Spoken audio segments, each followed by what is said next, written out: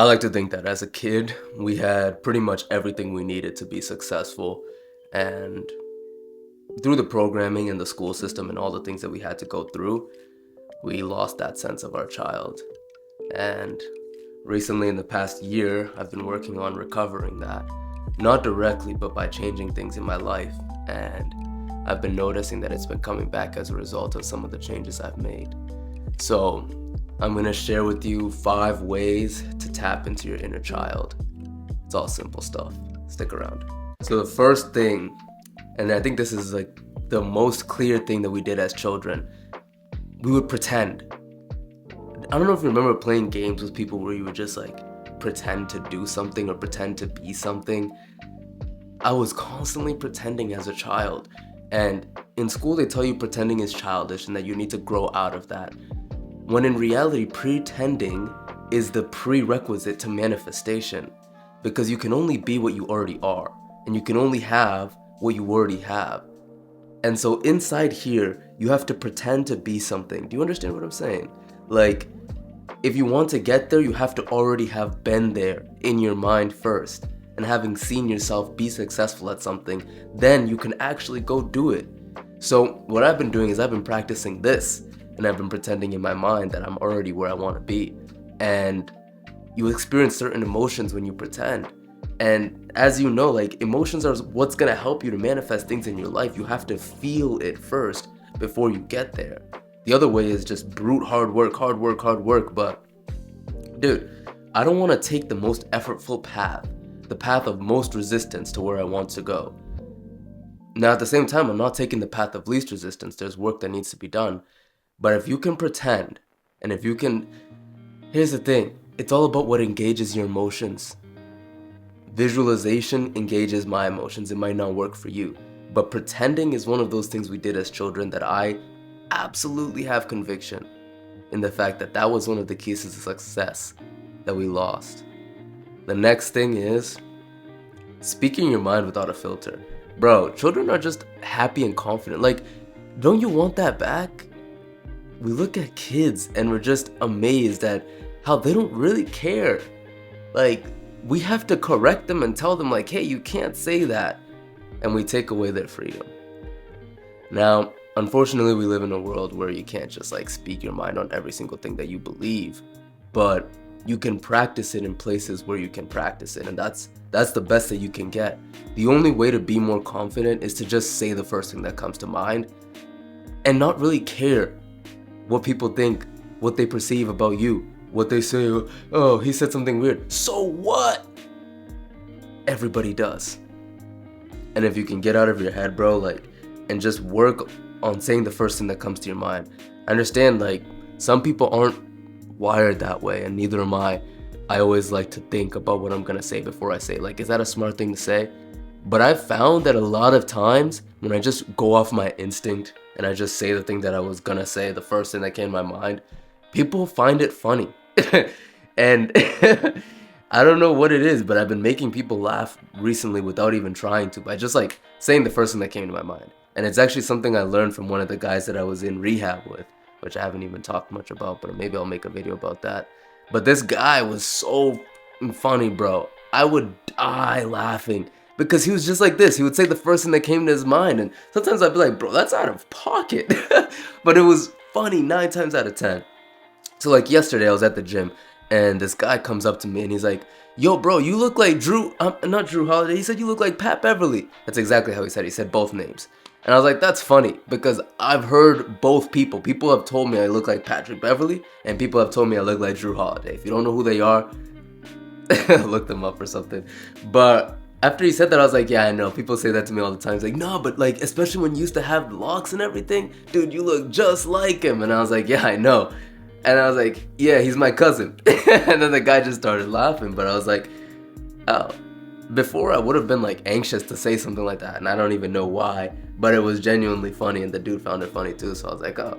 And those wins will give you more confidence in just speaking your mind, but really what we're after is freedom. We hate living in these constraints that we've grown into as adults, and tapping into your inner child is all about regaining that freedom that you once had as a kid.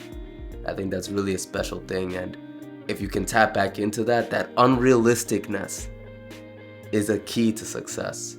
That's a literal fact, because in order to achieve something that you haven't done before, or in order to get to a level that you haven't been to, you have to picture it in your mind first before it can materialize in reality. And those are just the facts. It's the law of two creations. Next thing is, take it day by day. Bro, I don't remember being a kid and really reflecting past like 1 or 2 days at the most.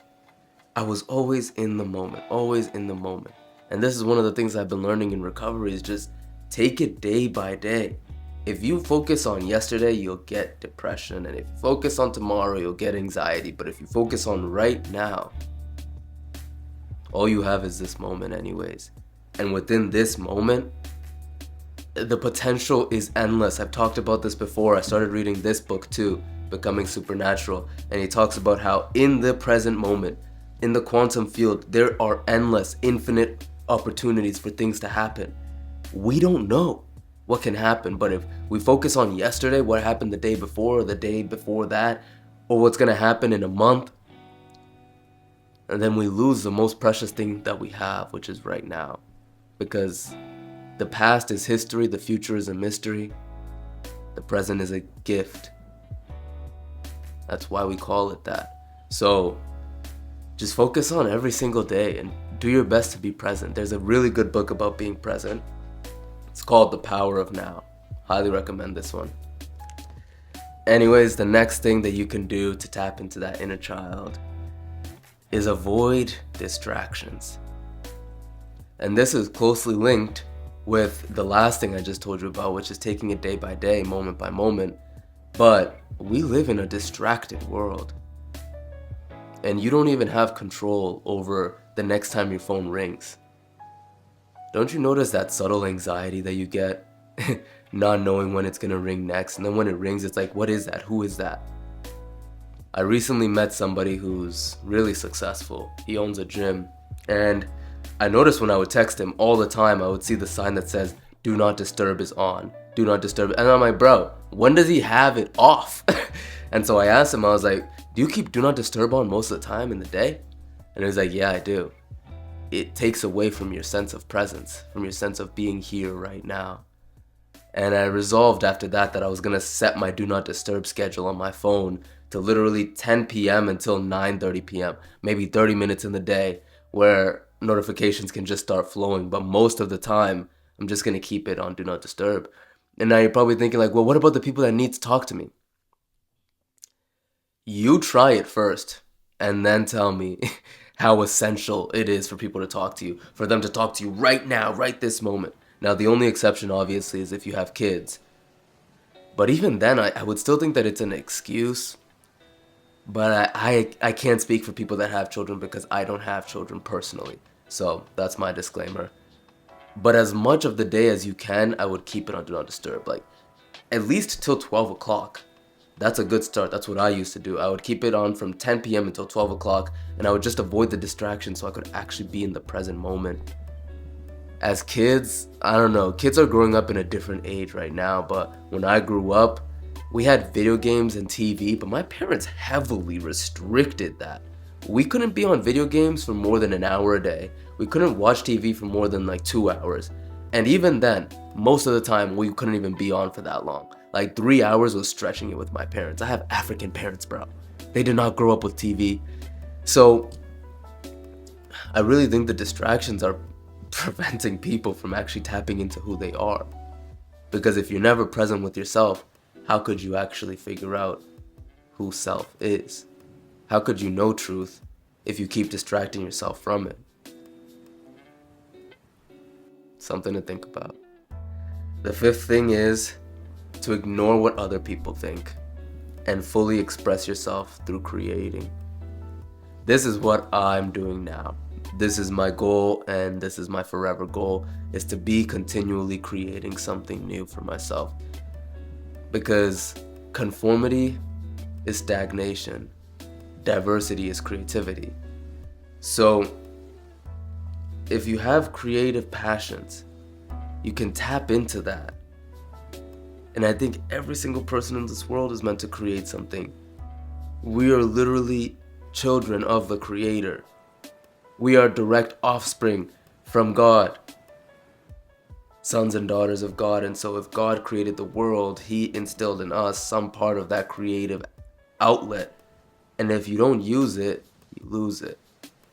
If you don't use it, you don't live the life that you want. I'm all about creating and living the best life possible. Matthew 18 verse 3 says, "Truly I say to you, unless you turn and become like children, you will never enter the kingdom of heaven." To me, the kingdom of heaven is a frequency. It's a state of vibration. It is up here. It is not up in the sky. It's here. And if you want to receive that feeling of being good, feeling good, you have to become like a child again. I think as kids we did a really good job of not really caring what people thought. It wasn't until 4th grade that I really started caring about what other people thought about me, because I noticed that people were judging me in this way, people were judging me in this way. So I was like, damn, how narrow of a path can I fit in that people won't judge me? That's literally all I would do, is figure out how to get into a place where people didn't hate me, but I also knew people didn't love me. And there is no love without hate.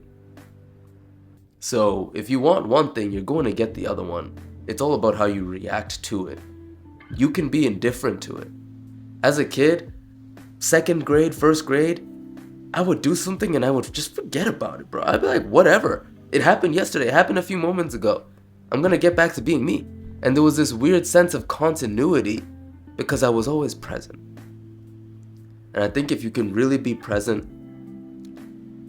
and if you can just stop caring, bro. I know it's easier said than done, but shit, what does it take for you to realize that it doesn't matter what people think? Because those who mind don't matter, and those who matter don't mind. They don't care what you're doing.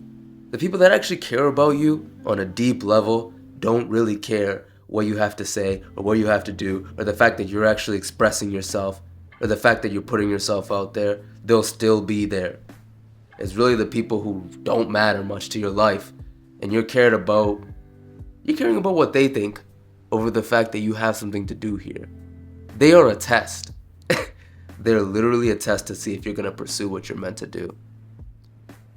So don't wish it was easier. Wish you were better. Peace.